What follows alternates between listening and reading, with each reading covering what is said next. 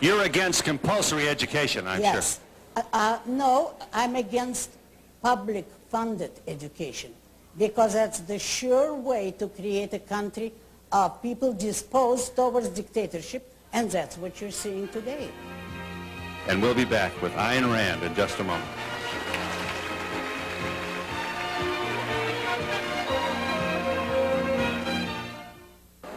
We're back with so little time. Listen, there was a Miss Rand. We're with Ayn Rand. Incidentally, her latest book is titled, listen to this, Introduction of Objectivist Epistemology. I should have had this at Notre Dame. I would have impressed all the girls. But it is a rather multisyllabic, high-sounding title, which It's not a novel. Right, which speaks to your philosophy of objectivism. That's right. I just have one point that I think should be made, Ms. Rand, with time fleeting here.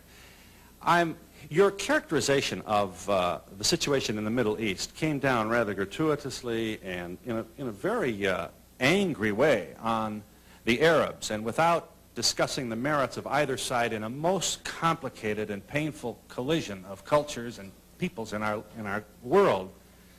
Why couldn't the millions of men, women, and children who are Arab and who find themselves in this desperate conflict and look around wondering where peace will be, why can't they be angry with you for your characterization of them, your slap at them, your roundhouse criticism of them, when you don't seem to be able to tolerate a questioner who suggests that she disagrees with you? Characterization is you do not accept any criticism unless you level it. No. I don't resort to terrorism. I don't go around murdering my opponents, innocent women and children. That is what I have against the Arabs. That takes the conflict out of the sphere of civilized conflicts and makes it murderous. And anyone, private citizens, who resort to force is a monster. And that's what makes me condemn and despise them. Do you believe that there is going to be a day where there's going to be a female in the White House as president? And how do you feel about that? I wouldn't vote for her. You would or wouldn't? Would not. You would not? No. Why not? For many reasons.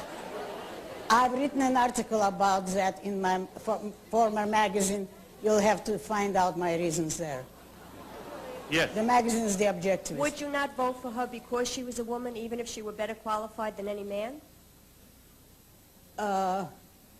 If we had followed that law, I might. That low? I think you have a very, very low opinion of women. Let me answer this. It is not to a woman's personal interest to rule man. It puts her in a very unhappy position. I don't believe that any good woman would want that position. So you are essentially against leadership positions for women then? No. Oh, no. A president is not the only leadership position. There's senators and congressmen and it's all right for you if they run and be elected? Oh, certainly, and I vote for them. But, wait a moment, a commander-in-chief of the army, a woman, I think it's unspeakable. We are in New York City with Ayn Rand, and we'll be back in just a moment.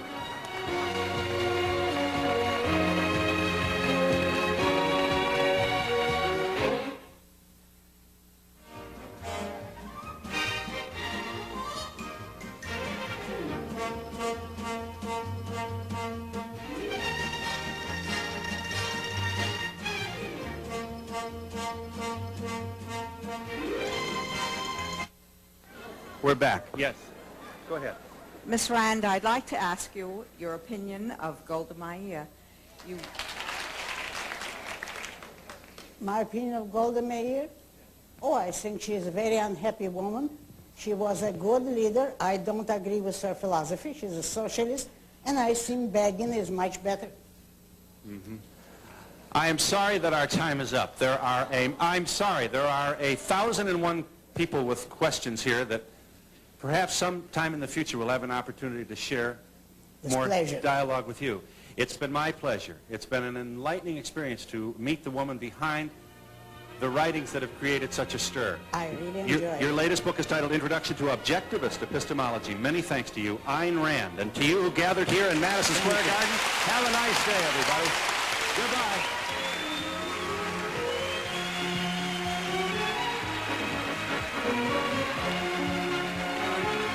Good doctors are anxious to talk about the nuclear nightmare that sat practically in their own backyard. And on our next show from New York, consumer activist Ralph Nader talks about how it could have been prevented and what he wants to happen now. Join us.